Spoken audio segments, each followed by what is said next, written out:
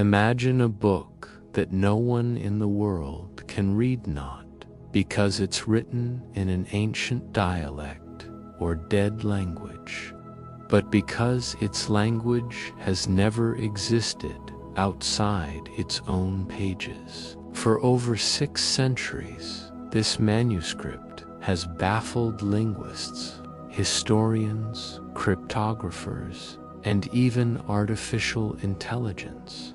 The Voynich Manuscript, discovered in 1912 but carbon dated to the early 1400s, remains one of the most enduring mysteries in the history of the written word. It is a work of astonishing consistency, intricacy, and unknown intent. In these pages are plants that do not exist, stars and constellations that do not match our sky, women bathing in tubes, and recipes written in a script no one can decipher. Yet the writing follows internal logics, though it is waiting to be understood. This is not a myth or a legend. This is real. You can see it, touch it, but you cannot read it. This is the story of the world's most mysterious book, the Voynich Manuscript. In 1912, Wilfred Voynich, a rare book dealer, uncovered a mysterious manuscript locked away in the Villa Mondragon in Italy. This strange book featured cryptic writing and bizarre drawings unlike anything seen before. He immediately realized the document might be something extraordinary, a piece of lost knowledge or coded truth. Over time, the manuscript would spark global intrigue and obsession among scholars, linguists, and puzzles. The manuscript appeared medieval, and its pages contained detailed illustrations of non-existent plants, strange symbols, and nude women. Each image felt intentional, yet inexplicable, like a dream etched into vellum. Voynich believed he had found something as valuable as Da Vinci's journals, or even a key to ancient wisdom. He spent the rest of his life attempting to decode it and understand its origins. Since its discovery, the Voynich manuscript has been stored in libraries, studied by top cryptographers, and even analyzed by AI. Yet, after more than a century of scrutiny, it remains entirely undeciphered. No one knows what language it's in, if it even is a language, and that only deepens the fascination. The Voynich manuscript is made of about 240 vellum pages, although several are believed missing. Each page is filled with looping script written from left to right, with occasional intricate illustrations. Carbon dating places the parchment's creation between 1404 and 1438, making it a true medieval artifact. The ink has been tested and shown to be consistent with that time period. Bound in calfskin, the manuscript's sections are categorized botanical, astronomical, cosmological, biological, pharmaceutical, and recipes.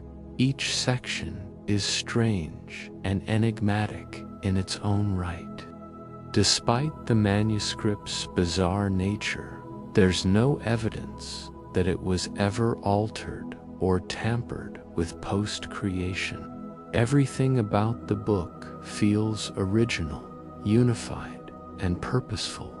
The binding style, handwriting, ink composition, and parchment quality all suggest that it was created by someone educated and meticulous. Whoever made it wanted it to endure. Its physical integrity has led scholars to believe it was never meant to deceive, but to communicate. But what is it trying to say? That remains the greatest mystery. The manuscript opens with pages that resemble botanical studies. Dozens of plant illustrations dominate the early chapters, each labeled in the same undeciphered script. Yet none of these plants match any known species. Some look vaguely familiar, but all are clearly imaginary or extinct. This section has led many to speculate that the manuscript is a pharmacological guide. Could it be a coded medieval herbal medicine book? Still, experts find the inconsistencies strange. Roots don't match stems. Leaves do not match real-world logic. It's as if someone tried to invent biology from scratch. Some believe the plants are symbolic, perhaps representations of astrological signs, human anatomy, or spiritual concepts. Others argue they're simply imaginative creations, part of an elaborate hoax. But no hoaxer would draw 113 unique hand-colored plants in such detail for no profit. Next comes the astronomical section, filled with strange diagrams of suns, moons, and stars. Some circular drawings resemble zodiac signs, but the constellations don't match modern or medieval star maps. There are recurring motifs of circular charts with radiating arms, like medieval astrolabes or calendars. Many pages feature naked women emerging from stars or standing in circular pools. Tubes connect them to one another, two celestial bodies, or two mysterious structures. This is not astronomy in the classical sense. It's something far more symbolic, possibly astrological or metaphysical. What is clear is that these diagrams are not random. They follow a system, suggesting a cosmic order or celestial cycles. Is this a coded almanac, an alchemical chart, or a representation of a lost cosmology from a vanished culture? This section contains some of the manuscript's most perplexing imagery. Dozens of nude women are drawn in bath-like tubes, surrounded by flowing green or blue liquid. Some appear to be undergoing some form of ritual, healing, or perhaps even reproduction. They are not erotic, they're almost clinical. Tubes connect their bodies to stars, to each other, and to root-like structures. The presence of internal organs in some drawings has led to theories about ancient gynecological knowledge or spiritual birthing practices. It's as though someone attempted to depict a metaphysical process, perhaps the journey of the soul or transformation of the body. If this is biological, it is not biology as we know it. It is spiritual anatomy, interpreted through an unknown worldview. Circular foldouts, spanning multiple pages, mark this section as one of the most visually arresting. These massive diagrams seem to chart cosmological models, or perhaps even entire worlds. Some resemble early mandalas or philosophical maps of the universe. There are suns at the center of multi-layered spheres, surrounded by tiny figures, stars, and flowing currents. The structure suggests intentional design, perhaps a forgotten theory of space or time. It could be a mystical map of the cosmos, a divine plan, or even a visual form of meditative instruction. This section has fascinated those studying sacred geometry and esoteric traditions. The overlap with Kabbalah, Gnosticism, and Hermetic beliefs is striking. Is the Voynich Manuscript the lost book of a forgotten spiritual sect? Jars, bowls, roots, and tools dominate this segment of the manuscript. The images resemble medieval apothecary inventories. Each item is carefully labeled in Voyniches, and some appear with measurements, perhaps dosing instructions. This has led many to speculate the book could be a physician's journal or alchemical recipe book. Some believe it's a coded inventory of herbs and elixirs. Others say it's symbolic, the ingredients for spiritual enlightenment, not physical cures. Yet, once again, none of the plants are real. The items are unfamiliar, and the language remains unbroken. A pharmacological mystery with no way to test its prescriptions.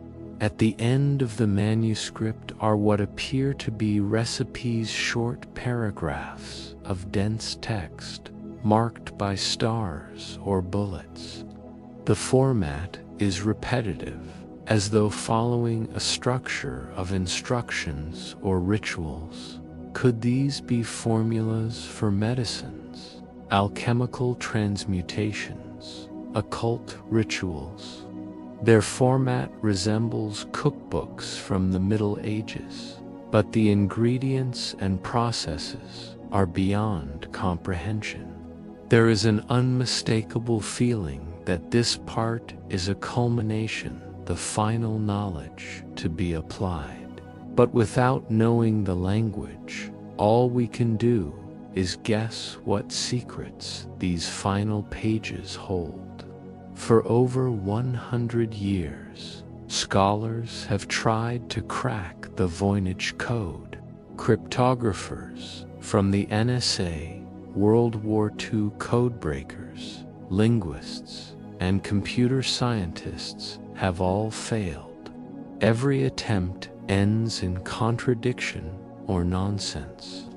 Frequency analysis shows the text behaves like a real language patterns match, known grammatical structure, but no cipher matches, no language correlates, no key exists. AI models have been trained on the manuscript.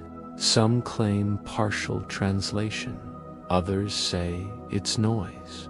No AI has produced a convincing full translation that makes sense of the images and text together. Was it a medical text for women? A guide for midwives? A Kabbalistic manuscript? A coded diary? Theories abound, from brilliant hypotheses to wild conspiracy. One popular idea is that it's an alchemical manuscript designed for transmutation of body and spirit. Others say it's a lost language from a secret sect. A few believe it's an elaborate joke-an, early modern prank to fool collectors. There's even the extraterrestrial theory. that it was dictated from beings outside Earth, but most historians reject that, preferring unsolved human genius to alien invention. Could the entire manuscript be an elaborate hoax? Some researchers believe it's a carefully crafted piece of nonsense, a medieval con job meant to impress and fool Renaissance scholars or wealthy collectors. Supporters of this theory point out that the text could be pseudo-script, gibberish, made to resemble real language. After all, no contemporary reference to the manuscript exists until centuries later. Yet, critics argue that no known forger could have sustained such detail over 240 pages. The internal consistency of the text, syntax, and structure is too complex. If it is a hoax, it's the greatest literary con in history. In recent years, AI has been brought into the battle. Deep learning algorithms and neural networks have been trained on the Voynich script. Some AI models detected patterns similar to Turkish or Hebrew. Others linked it to extinct Proto-Romance languages. One study claimed AI deciphered a few words, suggesting medical terms and botanical references. But no human could verify the results. Translation without context remains meaningless. The AI tests prove one thing: the manuscript is not random. It follows rules and structure. But unless AI learns human intent, we may be no closer to unlocking its true meaning. Some scholars have turned to psychology and symbolic language for answers. They suggest the manuscript may represent a dreamscape or subconscious vision, a reflection of the mind, not the world. Carl Jung believed in universal symbols, the collective unconscious and. The manuscript may be filled with archetypes. Plants could represent ideas, the naked women, transformation, the baths, rebirth. Viewed this way, the manuscript becomes a visual mandala-coded pathway to inner awakening or mystical understanding. Whether by design or accident, it may speak a language beyond words. Despite being unreadable, the Voynich Manuscript has inspired novels, documentaries, video games, and conspiracy theories. It has become a symbol of mystery, secrecy, and the limits of human knowledge. Its imagery appears in comic books, television shows, and digital art.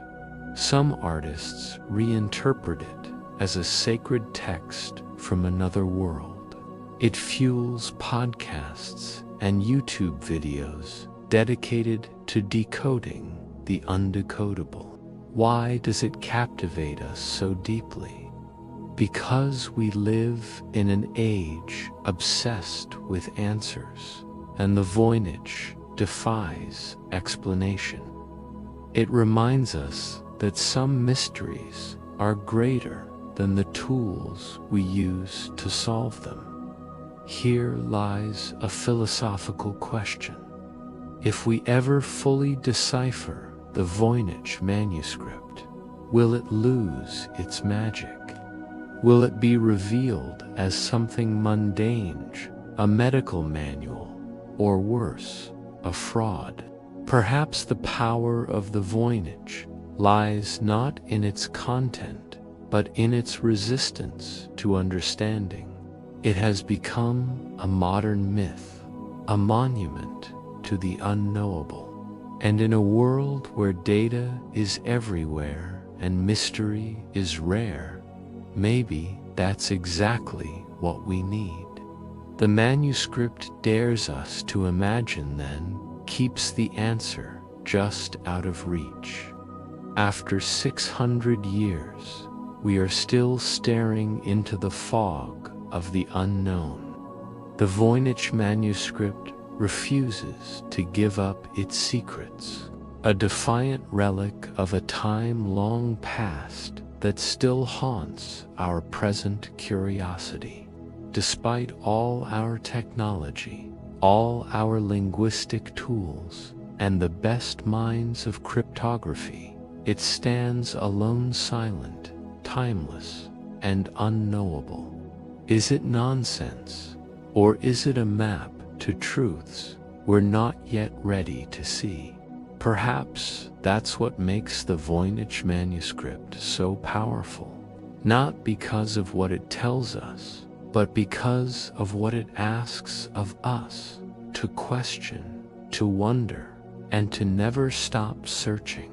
Thank you for staying with us on this journey into one of history's greatest riddles. If you believe mysteries like this deserve to be explored, like, share, and subscribe. There's much more still waiting in the shadows.